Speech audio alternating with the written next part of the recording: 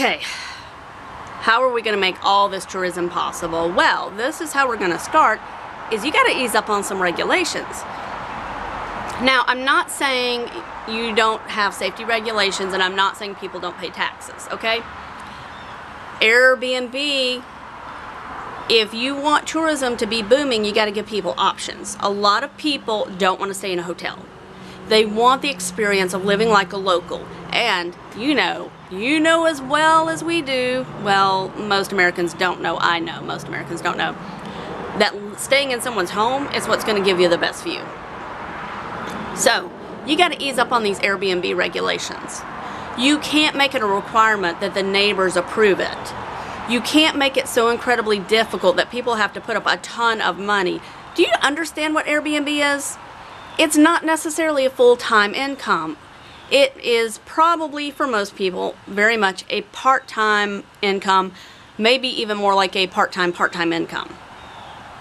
Don't make it onerous for people to do this because you're going to lose tourists.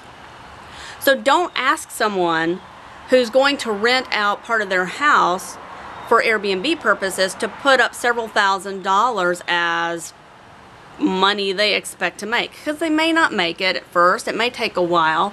I'm just saying, be reasonable, okay? Be reasonable. And you can have different sets of regulations. If you have a Russian investor who doesn't live in Slovenia, has never set foot in the house, and is renting it out full-time on Airbnb, you can have a different set of regulations for someone like that.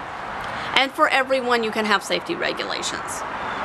But things like making the neighbors approve it, that's crazy.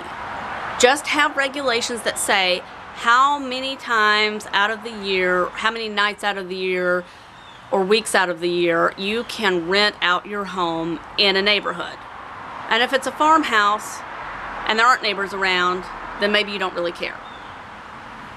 Don't make it difficult for people to make money, because if you do, they won't try and you will lose tourists. I know you have hotels. I know you don't have enough.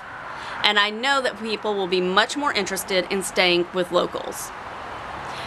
Now, another thing. It is my life's dream to become a Slovenian citizen. But even as much as I detest Donald Trump, I can't give up my U.S. citizenship. I just can't do it.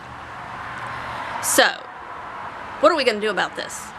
Well, I'm going to need you to change the law. And not just for me. I know there are other investors out there, not necessarily American, but people from other countries, who live and work and invest in Slovenia. And they can't get Slovenian citizenship without giving up their other citizenship. Do you know what's going to happen? Let's think logically. What will happen? Do you think that they will encourage other people to come and invest in Slovenia? They will not. If I invest $1 million in Slovenia in a business, and I live there and I work there and I get married to a citizen of Slovenia and I have children there, I'm going to be living there for the rest of my life. But you will make me always be a permanent resident because you will not let me keep my other citizenship. So when I talk to my business friends and say, where should they invest? I'll say, not Slovenia. Because you can never be more than a resident there unless you want to give up your citizenship of your original country.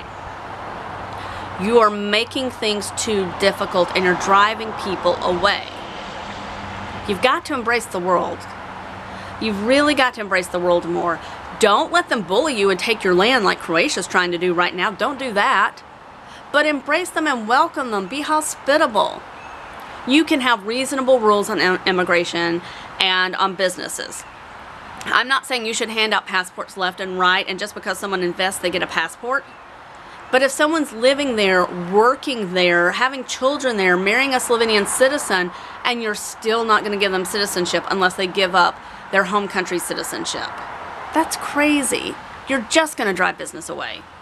And I would really like you to fix this in maybe like the next 10 to 15 years, because by then my kids will probably be ready to leave the nest and my husband and I can move to Slovenia. So if you could get to work on that pretty soon, I'd appreciate it. Se vidimo.